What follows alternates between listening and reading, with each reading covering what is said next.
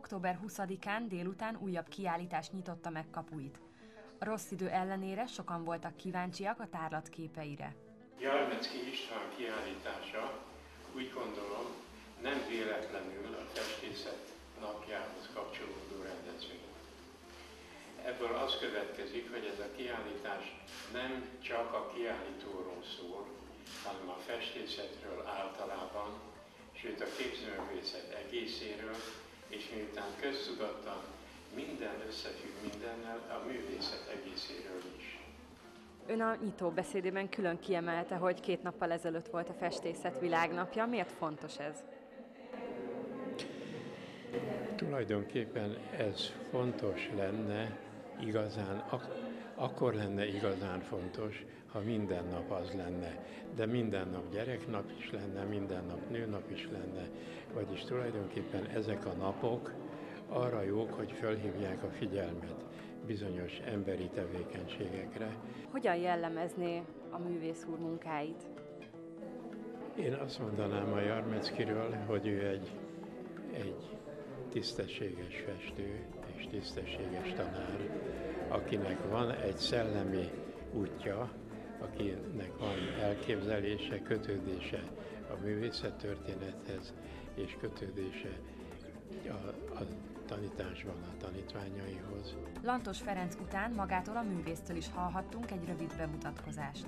Én egy elég ellentmondásos habitusú ember vagyok, mert az egyik részben nagyon ragaszkodom a megszokott dolgokhoz, amiket én permanensen fejleszthetek.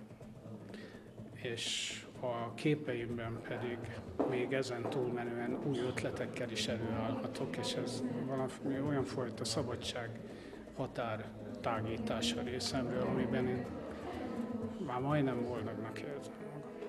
Mikor kezdett festeni? Festeni. Hát a képzőművészetben a festészet és a szobrászat, azt hiszem, közvetlen,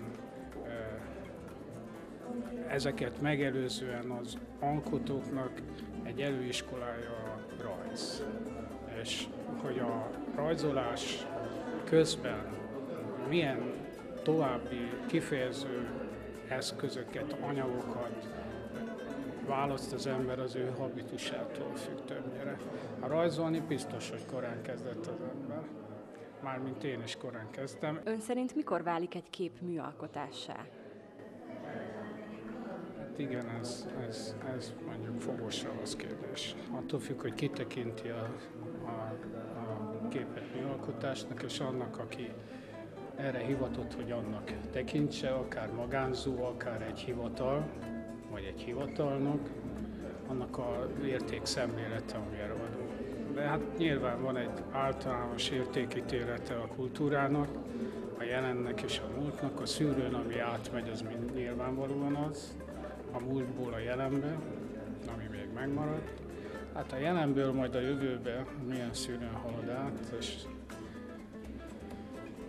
hát az ember mikor csinálja, nem gondol ilyesmire. A pécsi festő kedvenc képe előtt állva adott interjút, mely a Nagy Képeslap Üdvözlet a közeljövőből 2 címet viseli.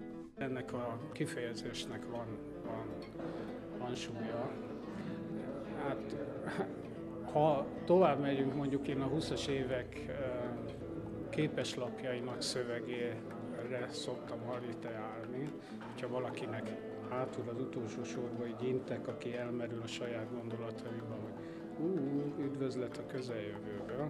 Tehát ez nagyjából azt jelenti, hogy még fogunk találkozni. Általában elégedett szokott lenni a műveivel, vagy javít rajtuk?